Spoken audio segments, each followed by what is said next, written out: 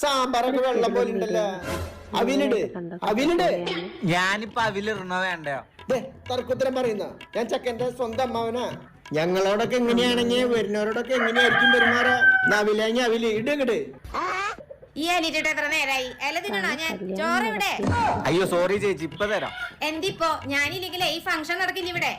അല്ല ചേച്ചി ആരാ മനസ്സിലായില്ല? ഞാനേ ഈ കല്യാണം നടത്തിയ ബ്രോക്കറാ. ബ്രോക്കർ അല്ലേ? ഇപ്പൊ വരാം. ഗോതമ്പ് പായസ പാലടില്ലേ? ഇത്ര വലിയ ഫംഗ്ഷൻ ആയിട്ട് പാലടില്ലാത്ത ഫംഗ്ഷനാ. എല്ലാവർക്കും ഈ ഗോതമ്പ് പായസം തന്നെ കൊടുത്തേ ചേച്ചി, വേറെ പായസം ഇല്ല.